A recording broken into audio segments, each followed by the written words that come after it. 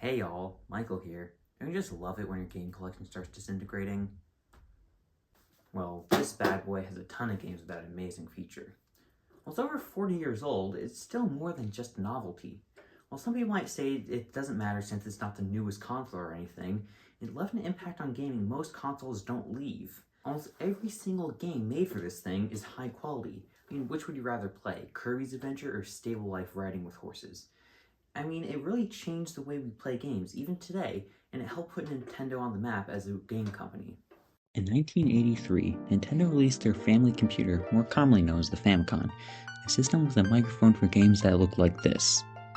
Yeah, in the console's infancy, it wasn't that powerful. It needed different chips later on in the system's life just to make bigger and better games.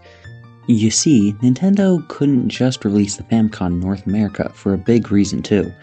In 1983, after years of pumping out low-effort games, Atari caused the video game market to crash. With their bad games like Pac-Man or Karate, but most importantly, E.T. While the game gets a bad rap for being so bad, it didn't sell that bad, selling 2.6 million copies. But it was still bad enough to make people lose faith in the video game industry. So Nintendo decided to completely rebrand the Famicom to the Nintendo Entertainment System, or the NES. The first major difference between the Famicom and the NES is the size.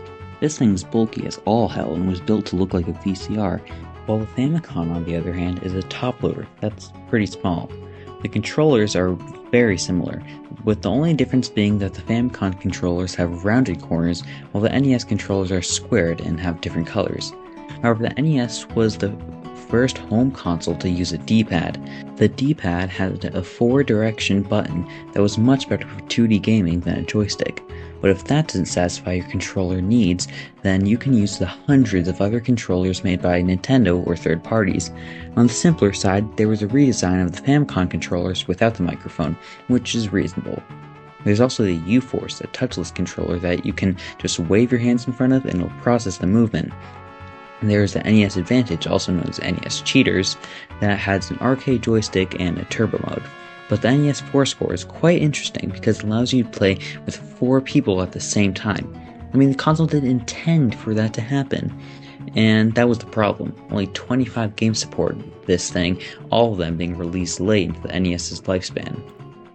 The NES hit store shelves in October of 1985 alongside the games 10-Yard Fight, Baseball, Clue Clue Land, Duck Hunt, Excite Bike, Golf, Gyromite, Hogan's Alley, Ice Climber, Kung Fu, Pinball, Soccer, Stack Up, Super Mario Bros., Tennis, Wild Gunman, and Wrecking Crew, with Duck Hunt and Gyromite being the pack-in game later changed to Super Mario Bros. / Duck Hunt combo cartridge.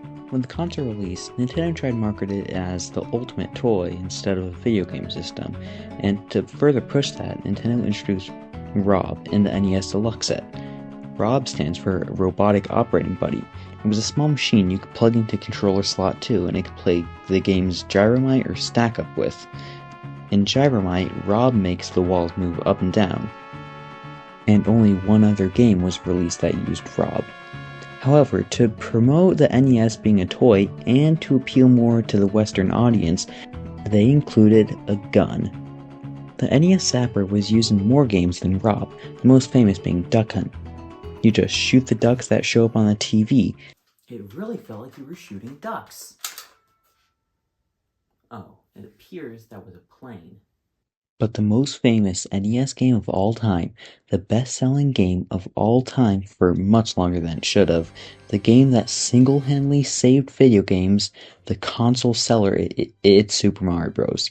Do you think I would even try to talk about the NES without talking about Super Mario Bros? Yes, Super Mario Bros., the most successful Donkey Kong spin-off.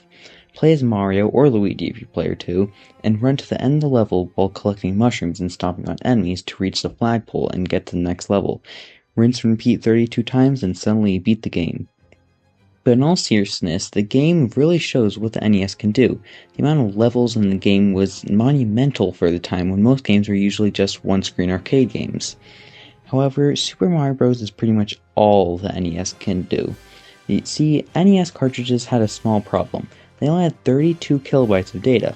combined with the console's extra 8 kilobytes of data, made NES games only be able to be 40 kilobytes in size. So how did we get giant NES games like Castlevania and Kirby's Adventure? Chips. Microchips.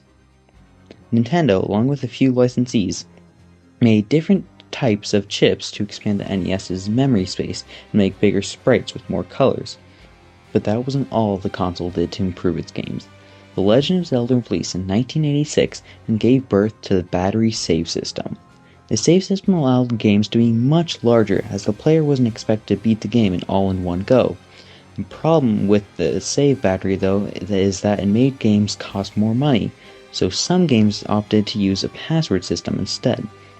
The password system was a system where your information on the game would be stored in a passcode that you would just write down, and next time you want to play your game, just pop in the passcode. Those damn zeros, damn zeros. The passcode system had O's and zeros in the passwords, which were easy to tell apart on the screen, but were atrocious to actually write down. Even with all of these enhancements to their games, making their games much better, Nintendo was still worried of ending up like Atari, so they created a licensing system. The biggest reason the video game market crashed was because of all the low-quality games on the Atari 2600, so Nintendo decided to create a lockout chip on the NES that would make it so you couldn't play games that didn't have a certain chip that was like a key to the lockout chip that they only gave their licensees. Some of their most notable licensees were Capcom, Konami, Sunsoft, and Hudson Soft. Nintendo made them sign a deal that would allow them to only make games for the NES, along with only being allowed to make 5 games a year. Considering the competition at the time, such as the Master System, Atari 2700, the licensees didn't really have a choice, as if they made games for the failing competition, they wouldn't sell anything. But because of that, and Nintendo personally approving each and every game, they got some great third-party games, like 1942, Spy Hunter, and Top Gun. But some companies like Atari, now going by the name Tengen Games, and Color Dreams later changing their name to Wisdom Tree, tried to rebel against this. Nintendo made it incredibly hard for unlicensed publishers to make an NES game.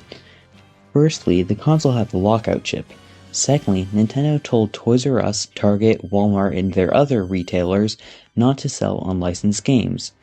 The unlicensed companies still found ways to work around this. Wisdom Tree decided to make Christian games to sell at Christian bookstores, a place Nintendo had no power over. So many franchises got their start on this console, both first and third party. This console, such as Super Mario Bros., Ninja Gaiden, The Legend of Zelda, Mega Man, Metroid, Kid Icarus, Metal Gear, and Punch-Out!, just to name a few. Even today, the franchises that start on this console show their NES roots. Just take a look at Mega Man 9 and 10. Capcom decided to make the whole game in the style of the NES Mega Man games.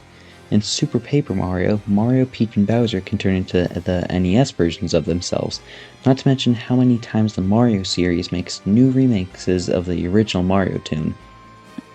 The NES was such a great console that in 1989, when Sega released the Sega Genesis, the NES was able to hold it off until Nintendo released the NES's successor, the Super Nintendo.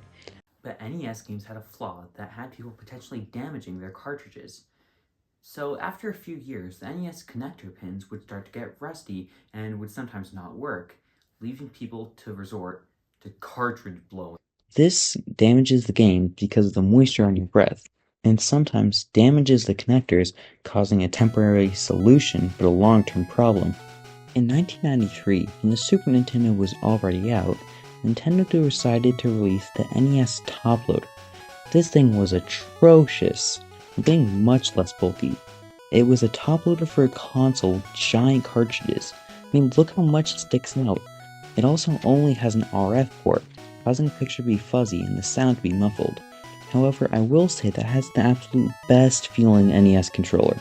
It's shaped like a dog bone, so it feels much better than the original Square controllers. But this thing came out in 1993. That was 2 years into the Super Nintendo's life, and Nintendo stopped production of all NES games only 2 years later. Speaking of the discontinuation date, the NES had a pretty long life, lasting from 1985 to 1995. But the Famicom had such a long life, I don't even know how it happened. The Famicom was released 2 years before the NES, in 1983, and wasn't discontinued until 2000. That's absurd. By then, Nintendo was on their third console after the NES. And on top of that, Nintendo didn't discontinue repairs for this thing till 2007. By then, you could play these games on Virtual Console. In the end, the NES went on to become one of the best-selling consoles of all time, and the 7th best-selling Nintendo console. And say what you will, but without this thing, modern video games wouldn't exist. And yes, while the console may be old, it has amazing value even today, and anyone around the world can enjoy this thing.